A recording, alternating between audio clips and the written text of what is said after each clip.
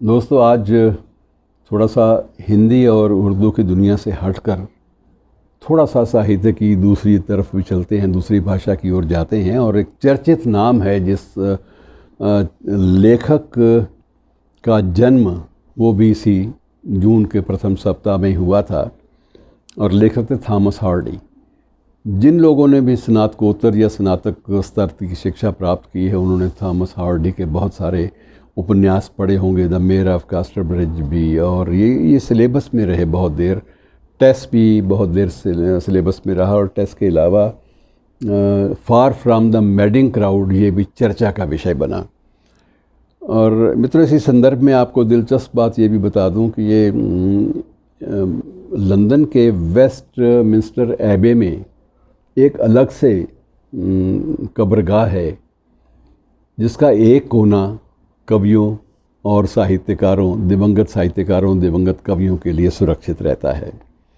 और Thomas Hardy भी उन्हीं लोगों में से एक थे जिनको वहीं पर दफनाया गया था, वहीं दफन किया गया था, वेस्टमिंस्टर एबे में भी। और अब भी लोग जो हैं, उनके जो प्रिय लोग हैं, जो उनको प्यार करने वाले या उनकी रचनाओं से प्यार करने वाले लोग, वो थॉमस हार्डी की आप मज़ार भी कह सकते हैं, उसकी कब्र भी कह सकते हैं, उसको वहाँ जाते भी हैं और वहाँ अपने जो श्रद्धा के सुमन है वो अर्पित करते हैं। और थॉमस हार्डी की मतलब कुछ एक विशेषताएं हैं जिनके कारण उसको याद करना बड़ा ज़रूरी होता है। और सबसे बड़ी बात यह है कि थॉमस हार्डी ने अपनी ज़िंदगी के आखिरी दिन तक लिखा। इवन अपनी मृत्यु से एक दिन पहले तक वो लिखने में व्यस्त रहे, चाहे स्थिति जैसी भी थी, हालत जैसी भी थी। अंतिम दिन बहुत सुखद नहीं थे, होते भी नहीं ऐसे व्यक्तियों के। अक्सर वो लोग डूबे रहते हैं अपने पात्रों में, अपने कथानकों में। उनकी ज़िंदगी बिल्कुल अलग से होती है। और थॉमस हार्डी की एक विशेष बात जो है उसकी ये कही जाती है कि पहला उपन्यास इस शख्स ने 1867 में लिखा था। बहुत पुरानी बात हो गई, अब लगभग 1.5 सदी का सफ़र उस बात को तय हो चुका है। और उपन्यास तो लिखा, लेकिन उस उपन्यास को छापने के लिए कोई भी प्रकाशक तैयार नहीं होता था। और आखिर थॉमस हार्डी को इतना गुस्सा आया कि एक दिन उसने सारी की सारी मैन्युस्क्रिप्ट, पांडुलिपि जो थी वो सारी की सारी जला दी और उसको ख़त्म कर दिया। लेकिन बाद में उसके एक प्रशंसक ने, उसके एक आलोचक ने ये कहा कि नहीं, ये गलत है। उसका गुरु था, गुरु मानता था उसको बहुत ज़्यादा, जॉर्ज मेरेडिथ को। तो जॉर्ज मेरेडिथ ने इसको प्रेरणा दी कि नहीं, तुम उसको दोबारा नए सिरे से लिखना शुरू करो।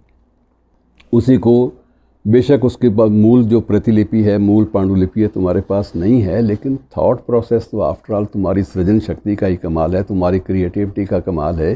तुम एक बार फिर उसको लिखने की कोशिश करो। और दूसरी बार जब उसने लिखा तो उसको प्रकाशक भी मिल गए और लोकप्रियता भी मिल गई। तो ये ज़िंदगी में, लेखकों की ज़िंदगी में, उस काल के लेखकों की ज़िंदगी में ये पल बहुत सारे आए जिन्हें आप नाटकीय पल कह सकते हैं, जो कि आमतौर पर हमारे परिवेश के लेखकों में बहुत कम में आपको ऐसे नाटकीय जो घटनाक्रम के जो हैं, ऐसे क्षण, वो लम्हे ऐसे बहुत कम आप महसूस कर सकते हैं कि सभी लोग ऐसे नहीं थे हमारे यहाँ, लेकिन कुछ थे। जैसे अब उर्दू के शायर अदम को अगर स्मोक करने की इतनी बुरी आदत थी, और दारू तो वो पीते ही थे, हर बात वो मैकदे की राह से होकर गुज़र गया, वरना सफ़र हयात का काफ़ी तवील था। तो वो शख्स इतना ज़्यादा हमेशा साकी शराब ला के तबीयत उदास है, मुतरिब रबाब उठा के तबीयत उदास है, कि चुभती है कल्ब व जा में सितारों की रोशनी, ए चाँद डूब जा के तबीयत उदास है। तो उसका ये था कि एक बार सोते सोते सिगरेट पीते पीते वो आदमी शख्स हो गया और उसके सारे बाल जल गए, उसको पता ही नहीं चला। और सुबह जब सारे सिर को जब देखा, उसने गंजा हुआ पड़ा है, धीरे धीरे बाल सुलगते रहे, सर में बड़ा दर्द और जलन भी अगले दिन बड़ी महसूस हुई। रात को तो नशे में चल गया, लेकिन सुबह जब नशा काफूर हुआ और जब विथड्रॉल सिंड्रोम आए तो सारी की सारी तकलीफ़ें जो हैं वो सामने आईं। और उस दिन के बाद इस शख्स ने एक तो फ़ैसला किया कि मैं सिगरेट जो है वो सिर्फ तभी पीऊँगा जब मैं जाग रहा हूँ लेट कर कभी सिगरेट नहीं पीऊँगा। और उसने लेट कर सिगरेट ना पीने की एक कसम खा ली थी। बहरहाल, मैं बात कर रहा हूँ कि विचित्रताएं जो हैं लेखकों की, वो इन पश्चिम के बहुत सारे राइटर्स में, बहुत सारे लेखकों में अलग ढंग की थी। उनमें हार्डी भी एक थे। और कई लोग ये भी नाम से भी उनको ये कहते हैं कि इनको पढ़ना बड़ा हार्ड टास्क है और इस शख्स को आत्मसात करना, इसको जीना भी बड़ा हार्ड टास्क है। और लेकिन उसकी एक खूबी ये थी, खासियत थॉमस हार्डी की ये भी थी कि उसके बहुत सारे जो पंक्तियाँ थी वो अक्सर लोग कोट कर दिया करते थे। उद्धृत वो टिप्पणियाँ बन गई थी कि इन चीज़ों को कोट किया जा सकता है। मसलन अब उसने एक बार किसी अपने उपन्यास में कहा था कि दुख के लगातार चलते नाटक में खुशी कभी कभी आने वाला एपिसोड है। तो एक चीज़ों को तरतीब देता था सिस्टमेटिकली, तो वो समझ में आती थी बात की ज़िंदगी क्या है, इसको परिभाषित वो अपने ढंग से करता था। और एक उसकी और कोट जो है अक्सर ज़िक्र होता है कि मौन सबसे बेहतरीन भाषा है। मौन सबसे बेहतरीन भाषा है जिसे हर हाल में सुना जाना चाहिए या सुने जाने की कोशिश की जानी चाहिए। और कई बार वो सवाल भी खड़े करता था, बहुत सारी उसने एक सवाल खड़ा किया कि ऐसा क्यों है कि इतिहास के ज़्यादातर मोड़ों पर, ज़्यादातर पड़ावों पर युद्ध और जो हत्या की घटनाएं हैं उनको ज़्यादा याद किया जाता है। एक समकालीनता थी उस वक्त। हालांकि हमारे यहाँ भारतीय परिवेश में अब प्रेमचंद का गोदान है या है, तो उसमें उस काल की जो स्थिति थी सामाजिक और आर्थिक, विशेष रूप से ग्रामीण अंचल की, उसको उन्होंने बयान किया था। वो अक्सर कहते भी थे कि मैं अपने लिखने की सामग्री अपने घर के आले से लेता हूँ।